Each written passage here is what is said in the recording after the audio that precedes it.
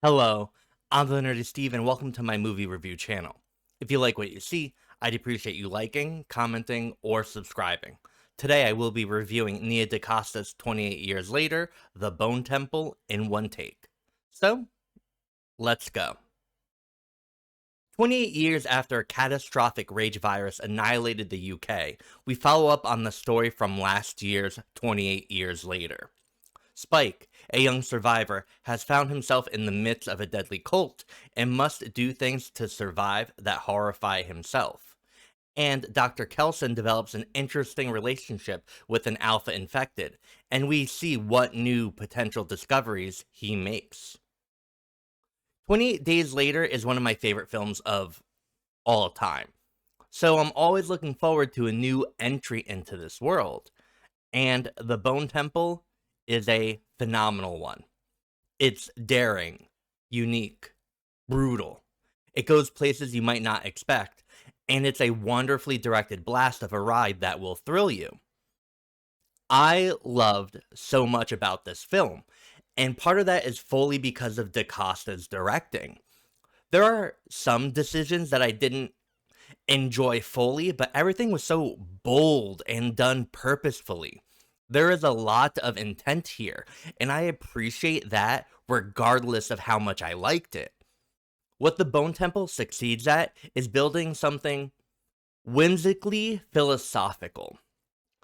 The movie teeters on this brilliant edge of dealing with the absurd cruelty of the cult and what it means, versus the doctor's pursuit of understanding things greater than himself.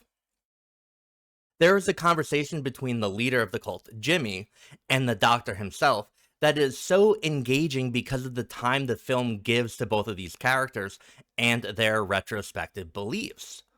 The Bone Temple is not just a frenetic zombie movie. Much like its precursors, it's trying to say and do something so much more.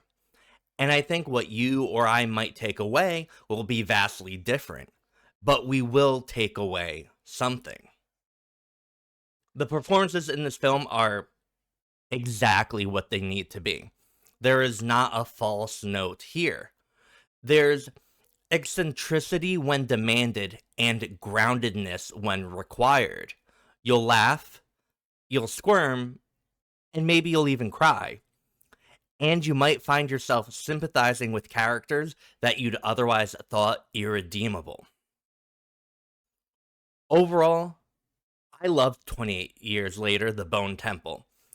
It's a daring entry into the series that is uniquely its own.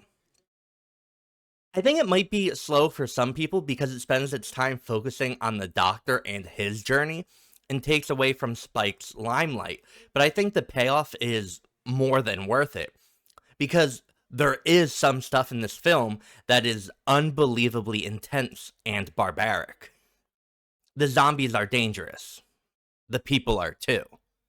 This is not a kind world to live in, but the Bone Temple shows that there is still beauty here and hope. And I highly recommend it.